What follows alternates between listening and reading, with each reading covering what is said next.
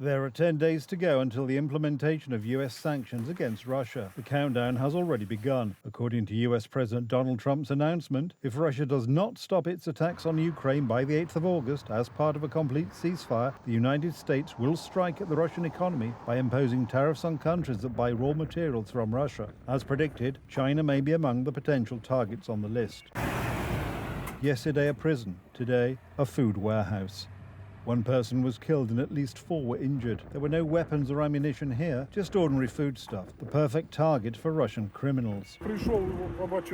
I ran here and saw an ambulance. One of our employees was standing here. Her hand was injured and she was covered in blood. I asked her what had happened, and she said that she had been injured by glass shards. Next to her sat a security guard who was in the warehouse when he was hit. He was in shock. The shrapnel had hit him in the torso and pierced his clothing. He was slightly injured.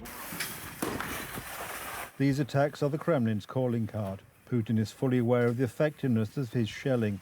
There is no reasonable explanation for it other than one: to wear the Ukrainians down.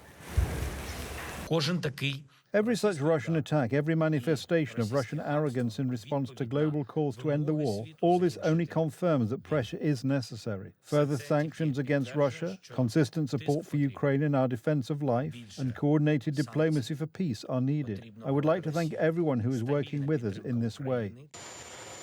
The administration of President Donald Trump is joining this cooperation with a bang. During his stay in Scotland, the American leader announced a shortening of the ultimatum given to Putin for a ceasefire. He has now confirmed his decision. The Kremlin has been given 10 days. And then, we're going to put on tariffs and stuff, and I don't know if it's going to affect Russia, because he wants to obviously probably keep the war going.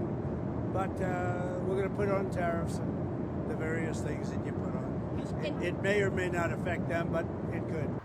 The Americans are to strike Russia indirectly. The sanctions will target countries that do business with Moscow and indirectly finance the war in Ukraine. This list includes countries such as China, India, and Turkey. What is making its way through the U.S. Senate, and hard to imagine anything could get 80 or 90 bipartisan votes in the U.S. Senate, is a bill that will give the president discretion to apply secondary tariffs on sanctioned Russian oil from, I believe it's from 0 to 500%. I believe he's used 100%.